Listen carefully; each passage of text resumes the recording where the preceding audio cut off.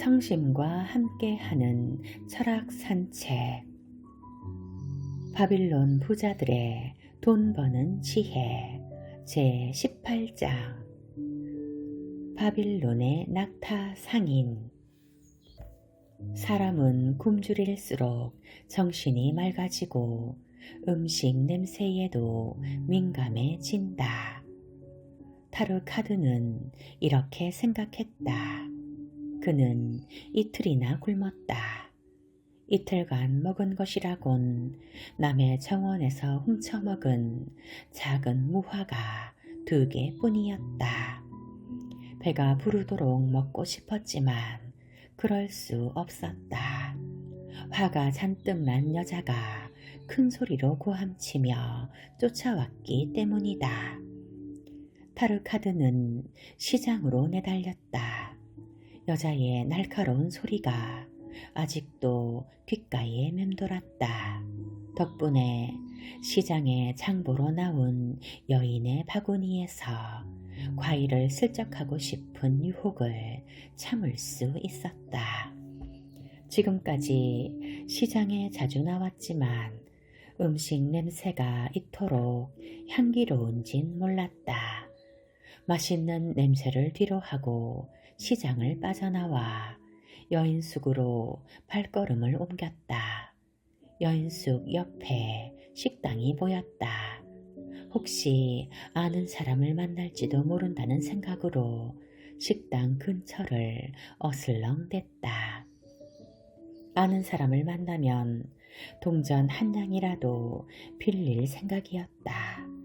그러면 여인숙 주인도 나를 푸대접하지 않고 기꺼이 음식을 내줄 것이다.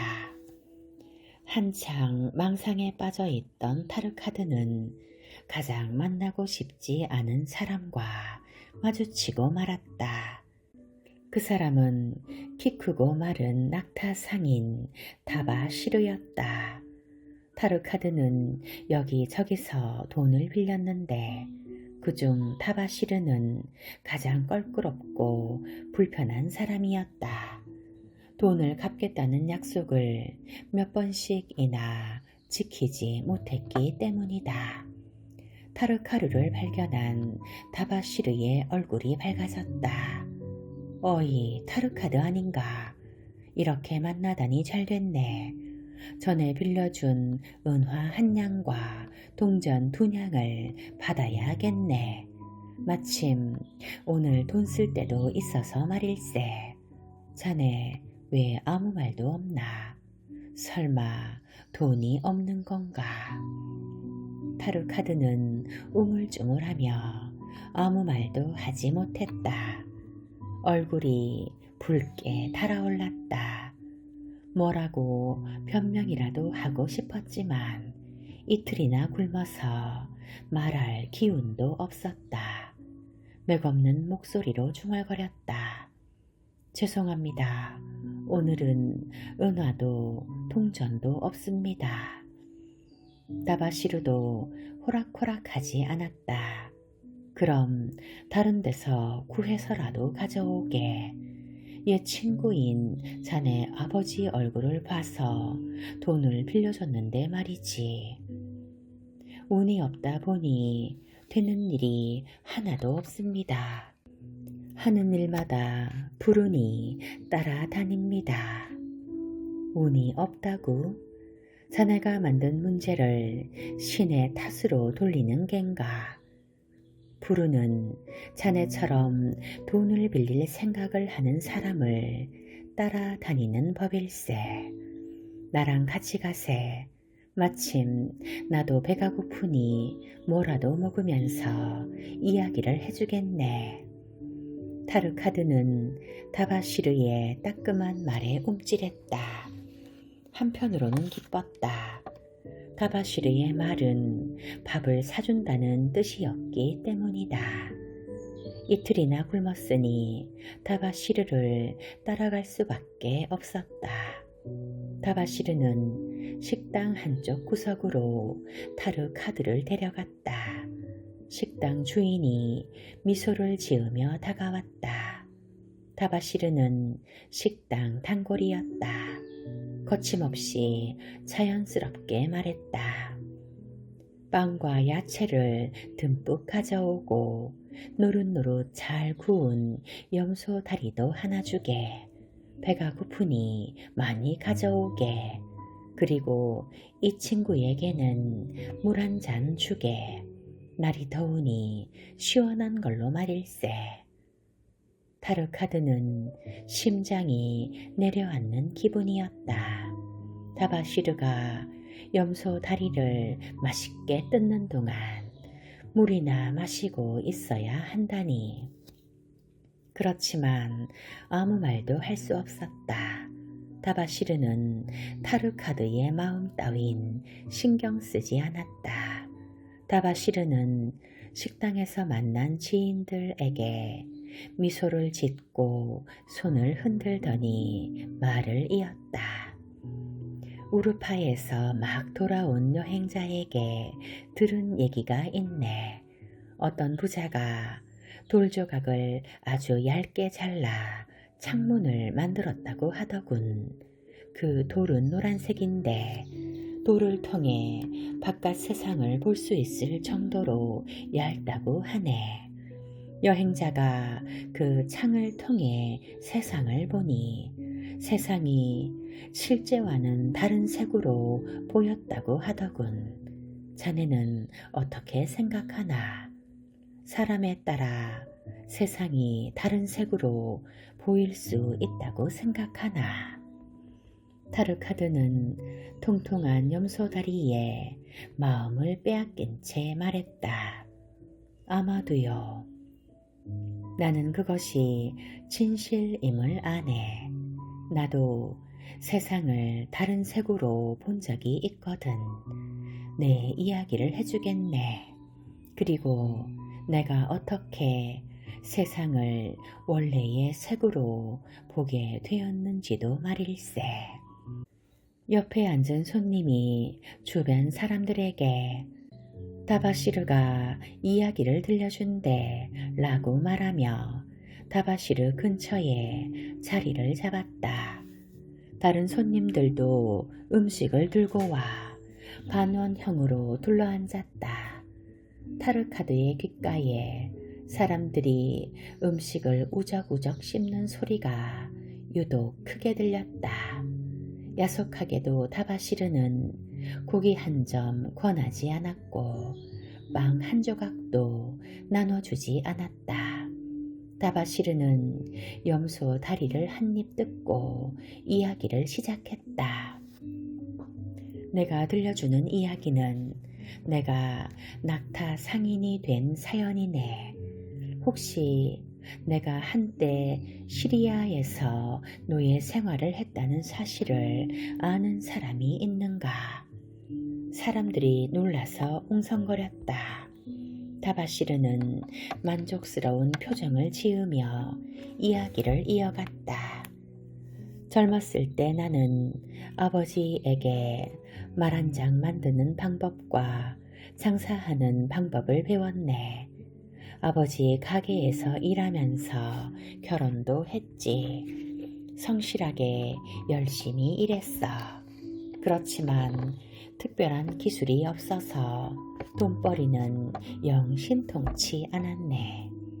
간신히 먹고 살 정도였지. 나는 하고 싶은 것도 많고 사고 싶은 것도 많았지만 돈이 없었네. 그동안 성실하게 일한 덕분에 주변 사람들은 나를 신뢰했네. 마음만 먹으면 외상으로 물건을 사거나 돈을 빌릴 수 있었지. 그때부터 사치를 부리기 시작했네. 그때는 젊고 경험도 부족했지. 버는 것보다 많이 쓰면 신이 벌을 내린다는 사실을 몰랐지.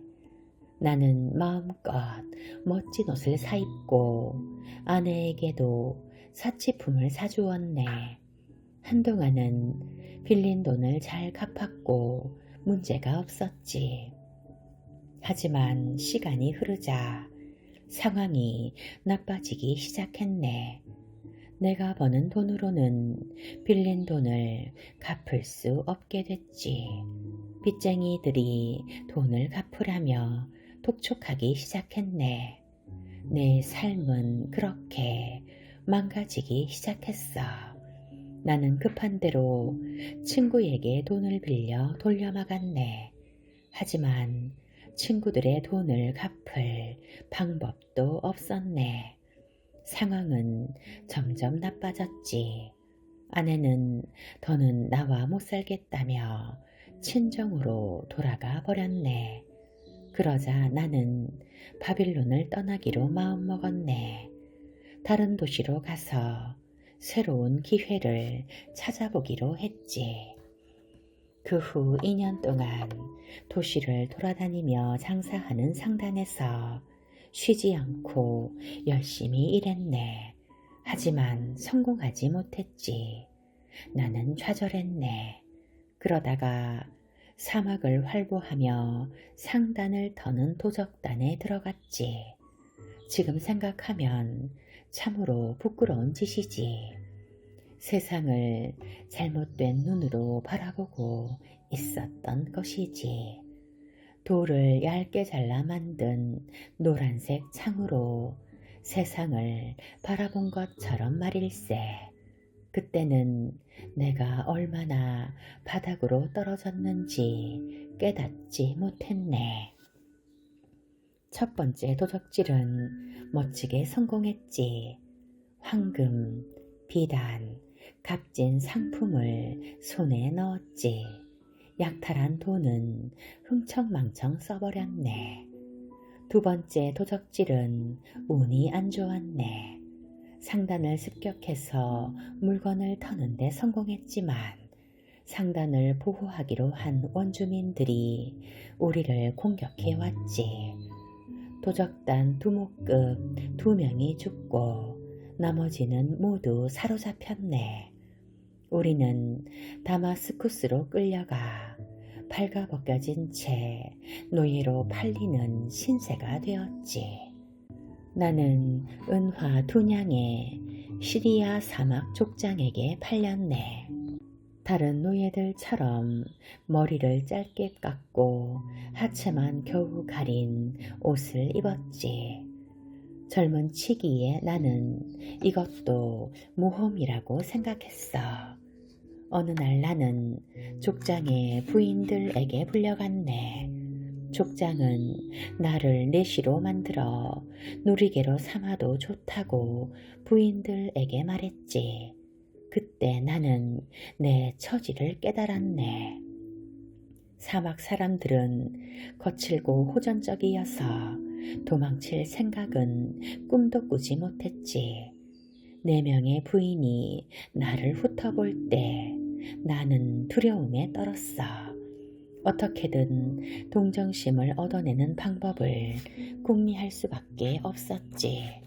첫 번째 부인 시라는 가장 나이가 많았네.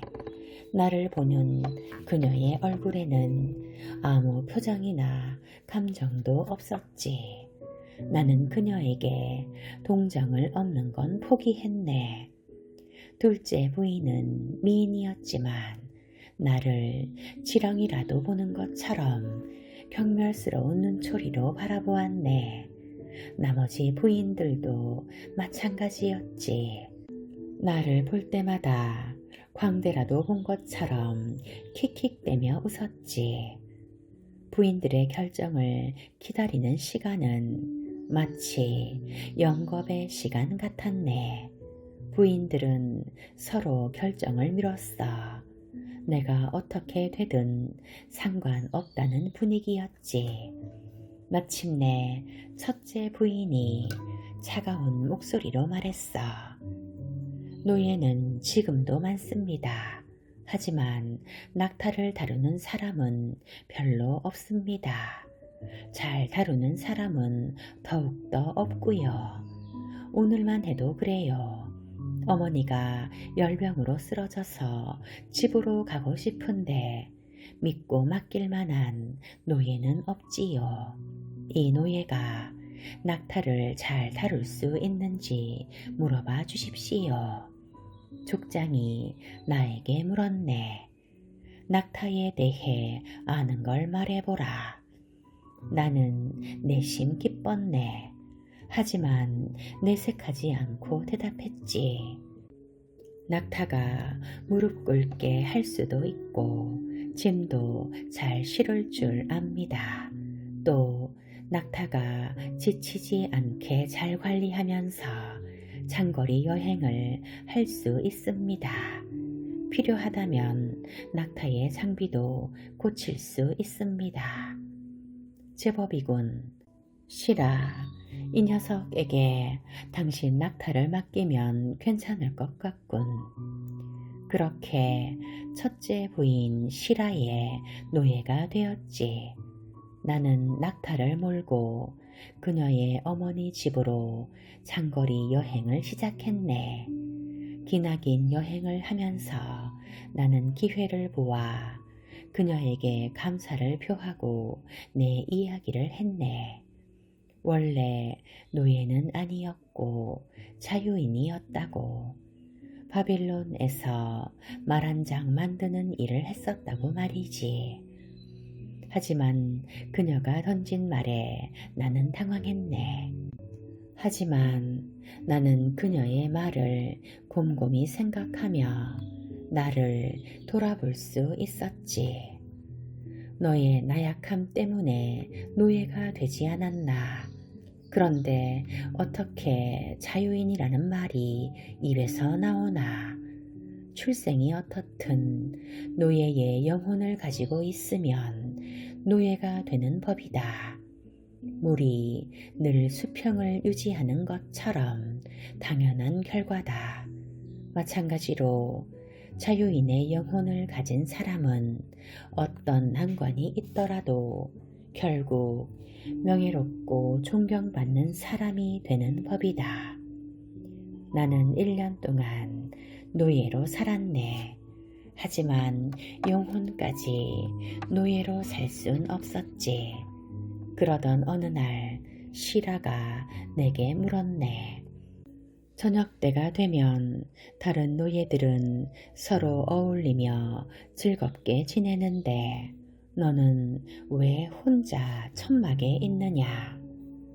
나는 이렇게 대답했지. 마님이 제게 하신 말씀을 곰곰이 되새기고 있습니다. 제가 노예의 영혼을 가졌는지 말입니다. 저는 그들과 어울릴 수 없습니다. 저들과 어울리면 노예의 영혼을 가지게 될 테니까요. 그래서 혼자 있습니다. 시라가 속내를 털어놓았다. 너도 나와 같은 신세구나. 그렇게 시라의 이야기가 시작되었다.